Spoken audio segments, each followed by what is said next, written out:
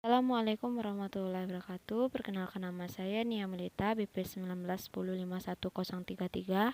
Kali ini saya akan mempresentasikan tentang economic value of time. Nah, di sini saya membagi menjadi 3 bagian, yaitu A. Pendahuluan, B. Perubahan pada endowment point dan dampak terhadap permintaan, C. Present value versus probabilitas. Masuk pada bagian yang pertama, yaitu A. Pendahuluan. Time value of money adalah sebuah konsep kalkulus nilai uang berdasarkan waktu.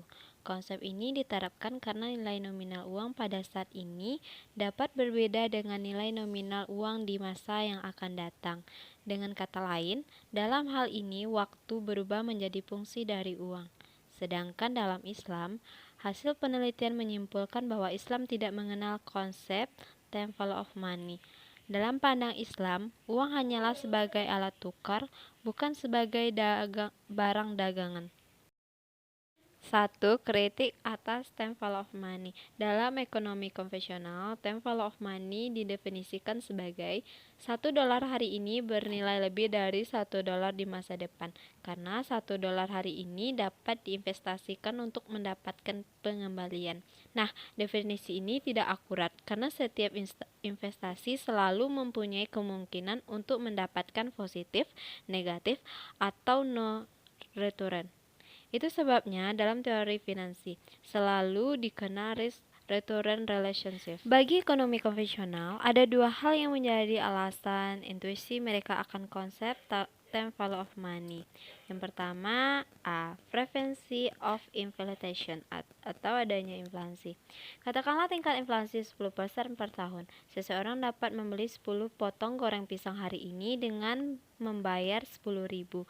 Namun, bila ia akan membeli tahun depan dengan sejumlah uang yang sama, yaitu 10.000, ia hanya dapat membeli 9 pisang goreng.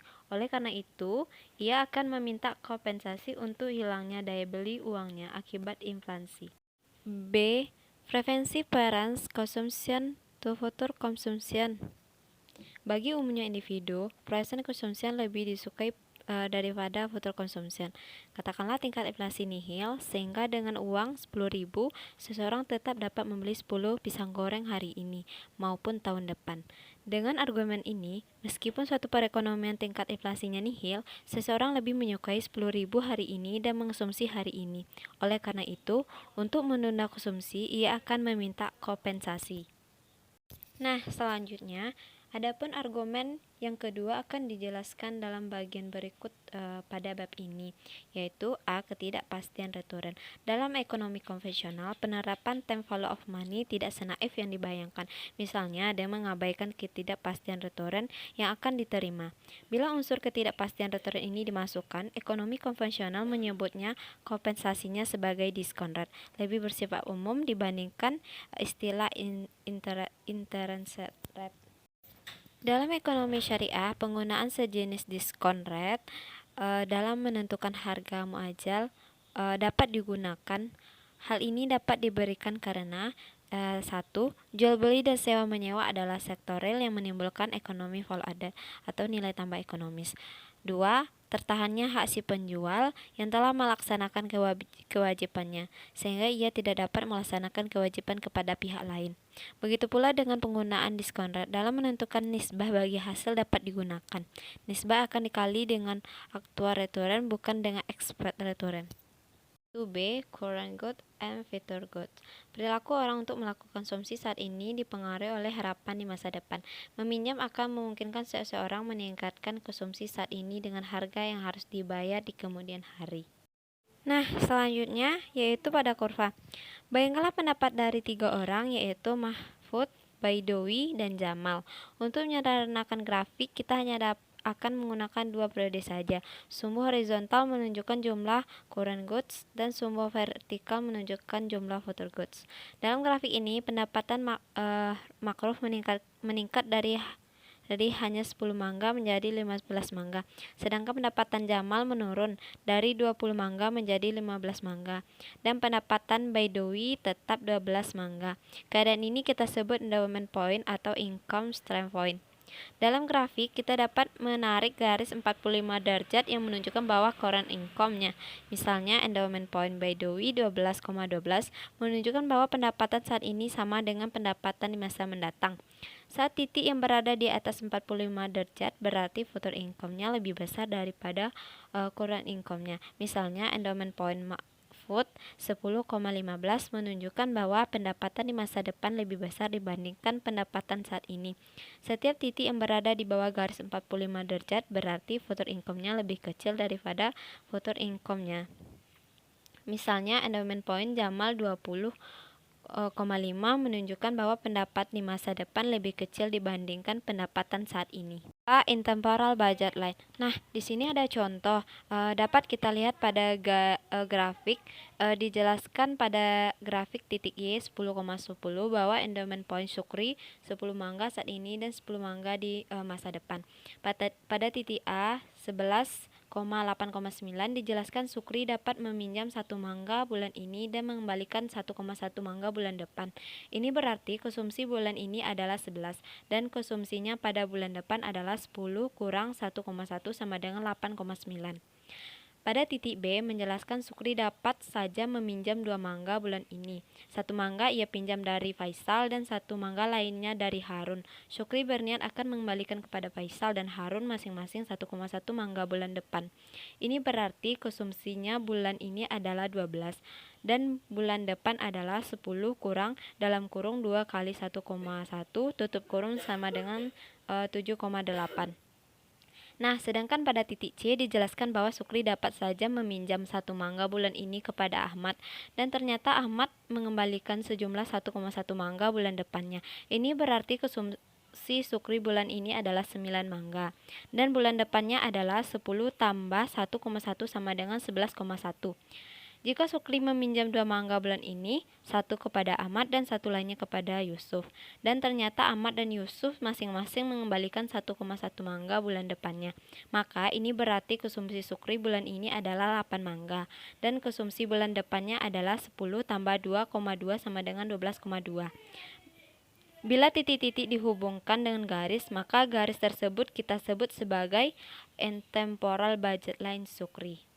Driving demand for constant consumption. Contohnya, Syafi'i membeli 1 kg mangga dari Hanafi yang dibayar pekan depan. Menurut Hanafi, setiap pekan ia akan dapat menjual 1 kg mangga sebanyak 2 kali dan dalam setiap kali penjualan ia mengambil untung 6%. Sehingga penundaan pembayaran sepekan berarti hak Hanafi untuk mewujudkan keuntungan berarti 12%. Berdasarkan pengalamannya ini, Hanafi menawarkan kepada Syafi'i 2 pilihan. Yang pertama, membayar tunai dengan harga 10.000 per kilogram.